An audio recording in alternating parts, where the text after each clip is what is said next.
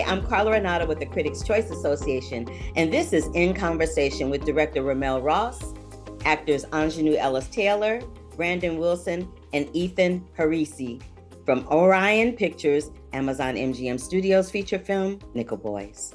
All right, so let's talk about one of the most striking cinematic choices of the film is how it was shot from a POV perspective. Mm-hmm. What factors, RaMell, influence your decision to narratively and cinematically tell this story in this way? And do you believe this perspective enhances the storytelling? Yeah, I believe in the power of the camera, and I believe in the power of the camera to do the utmost violence to the image of the human being, and also to do the utmost elevation of the project of the human being. And so the aesthetic emerges from a desire to kind of simultaneously address the way in which people of color and people at large across the world have been kind of squished and reduced to something that is a fraction of what we hold as humans in time and space, having an aura, having a presence, having, multi degrees of reality, for lack of a better word. And then also to give, perhaps what the Dozier School for Boys, and also obviously through Colson's characters, Elwood and Turner, give them what they were deprived of, which was life, and time, and the grace and the space to be poetic human beings. And that's through vision, and that's through point of view, which was the way in which we tried to give interior to the two characters, Elwood and Turner. I love it. I love everything about the way you shot it, as you very well know. For the actors, shooting the scenes kind of like as a DP assistant to Jomo and RaMell in some respects, could you guys speak to how different this process was from traditionally acting in front of the camera? And were you aware of this is what your journey was going to be with this film going into it in terms of your emotions through movement, body language, and your voice? Yeah, I have not had a great relationship with cameras. They're a bad boyfriend, bad girlfriend. They never, they don't call me back. So yeah, I've always sort of felt like, the camera was a little bit an enemy of how I do my job. I'm trying to be truthful in something, and there's a big ass machine right there that's makes me feel that what I'm doing is not truthful. It makes me feel like I'm doing something that's fraudulent. So in Nickel Boys, I had to befriend my enemy a little bit, and because it was acting as a proxy for my grandson. So yeah, it was quite strange and different, but it worked because she was alone. She was removed from her grandson, and it aligned with how I was feeling personally. Yeah. Cool. What was that experience like for you, Brandon? I mean, yeah, to answer part of your question, I had no idea what it was going to be like going into it. I mean, we read the script and knew it was POV, but that didn't really mean anything to either of us. I mean, we know what it meant, but we didn't know what it meant. Yeah, when we got there and started to learn this new way of telling story, yeah, it was a little different. But I mean, me and Ethan kind of got thrown into it together, and we got to explore with one another and have each other's faces to then remove each other's faces and look down the lens. As Turner, you serve as a guide and a mentor to Elwood when he first arrives at the Nickel Academy, right?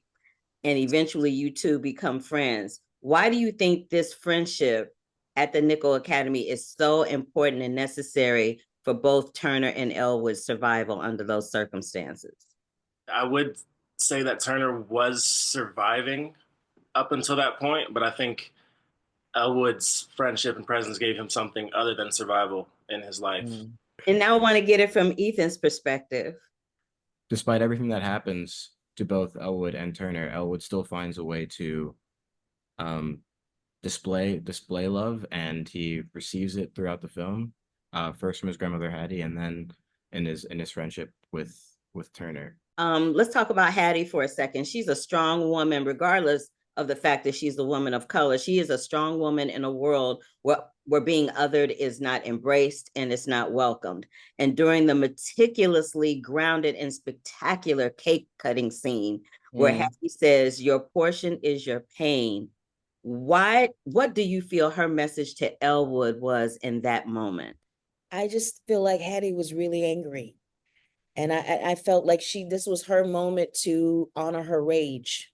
You know, that the other times, when Hattie is on screen, that it is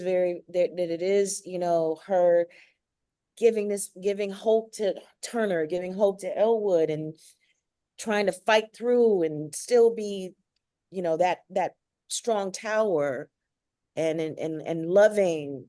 But I think for me, what remains with me from that cake cutting scene is just the sediment of rage, the rage that she felt, that she had to contain, but it bled through, I think, in that moment. It really did. It's one of my favorite moments in the scene, as is this scene, which I know y'all have been waiting for me to ask this question because I always ask it.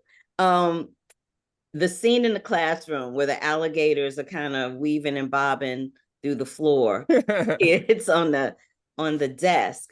I'm just curious as to A, were the alligators real and not CGI'd? And B, what was the symbiotic ideology including that scene, RaMell?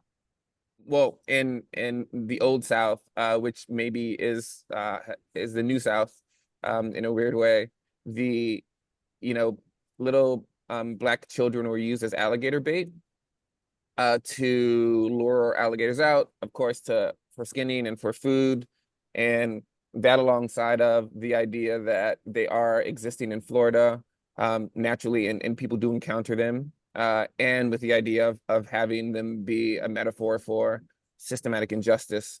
There's something interesting about giving someone a metaphor and a symbol in a visceral way, in a way in which is integrated into reality. It can kind of rewrite the way that you engage with the real world. It reminded me of this film, A Prison in 12 Landscapes by Brett Story, in which she explores the prison industrial complex through 12 means outside of the prison. And you realize that it's structural, it's systematic, it's also geographic, it's financial, it's integrated into the world. And to sort of encounter the alligator and those metaphors in new ways kind of broadens the aperture of our relationship to violence. I forgot what else you asked, Carla, but were they real? Were the alligators oh yeah, real, dude? Thank you, sis. Man, I'm living in the abstract realm sometimes, guys. You get carried away on the carousel of thinking. Yeah, they were real. Come on. Ethan and I pet them. We pet one. Brandon wouldn't. I don't know why. You don't know why, really? Wow, that's comical at best. Carlo, they almost ate me. It was like headed towards me while we were shooting, and I wasn't paying attention. I was like on the monitor. It was like walking towards me, and Thalia, the third AD, was behind me looking at the monitor, and it made it within like 15 feet, like live, like just straight up marching towards my legs. Wow. Wow. That's all I can say about that. And wow is all I can say about this film. All of your performances are absolutely so incredibly nuanced and spectacular. RaMell, the way that you shoot this film and the care, I can't even find enough adjectives to describe how you do this film, but you do it in Colson Whitehead's adaptation so much justice. I can't even find the adjectives to express it. And with that, thank you for joining me, Carla Renata, for In Conversation with the director and talent from Orion Pictures, Amazon MGM's film Nickel Boys. Thank you, Carla. You're welcome. Thank you always.